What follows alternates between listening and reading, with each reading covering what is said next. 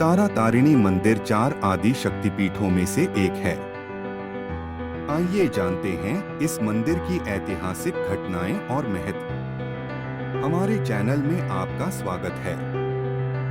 ऐसे और वीडियो के लिए कृपया हमारे चैनल को सब्सक्राइब करें। महत्वपूर्ण जानकारी पाने के लिए हमारे इस वीडियो में बने रहें। विमला पाद खंडंचा, स्टाणा खंडंच तारिणी तारा तारिणी, कामाख्या योनि खंडंचा, मुख खंडंच कालिका काली, अंग प्रत्यंग संगेना, विष्णु चक्र क्षते नाचा।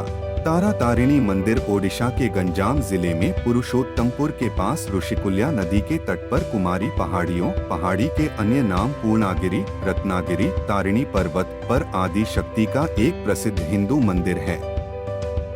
मां तारा तारिणी को यहाँ आदि शक्ति सती देवी के स्तन तीर्थ स्थान पीठ के रूप में पूजा जाता है। यह मंदिर देवी देवताओं के सबसे पुराने तीर्थ स्थलों में से एक है और भारत के 4 प्रमुख शक्ति पीठों और तंत्र पीठों में से एक है। 4 आदि शक्ति पीठ हैं: शिव पुराण, कालिका पुराण, अस्थ शक्ति और देवी भागवत सहित धार्मिक ग्रंथ और हेवजर तंत्र, स्थान निरूपण तंत्र और कई अन्य तंत्र जैसे तांत्रिक ग्रंथ 4 प्रमुख शक्ति पीठों को मान्यता देते हैं।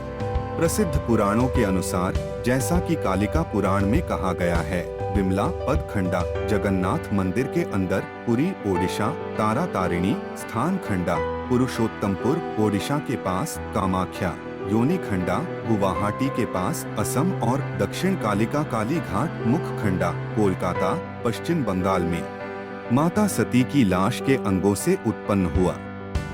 एक स्तोत्र में कालिका पुराण अस्थ शक्ति स्पष्ट रूप से कहता है।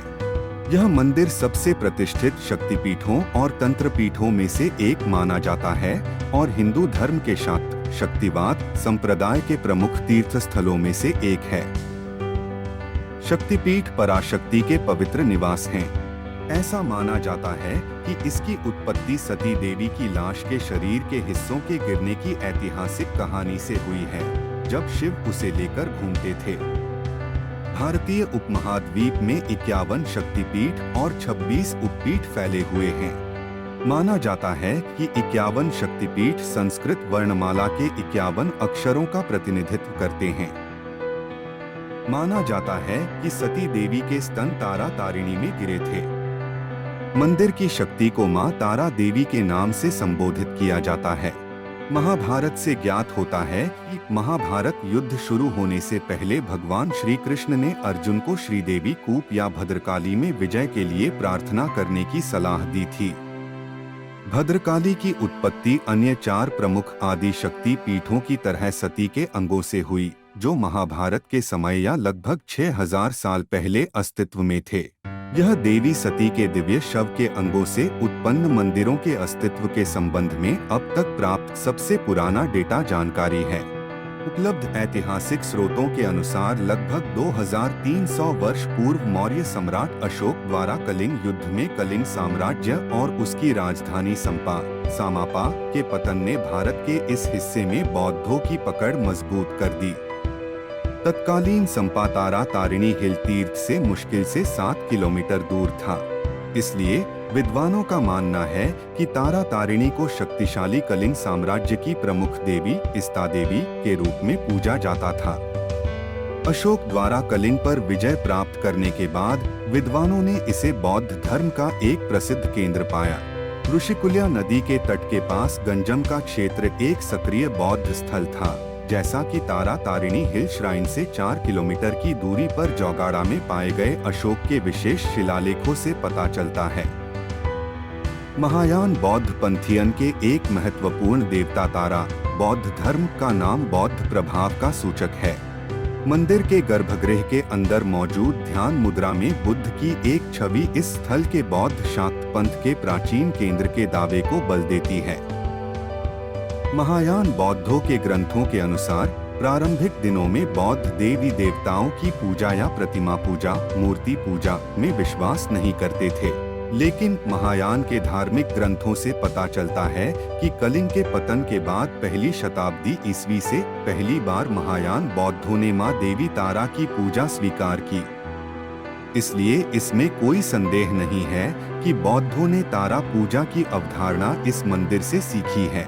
बौद्ध तांत्रिक ग्रंथ, वज्रयानी संप्रदाय के ग्रंथ और हिंदू तांत्रिक ग्रंथ भी इन तथ्यों को प्रमाणित करते हैं।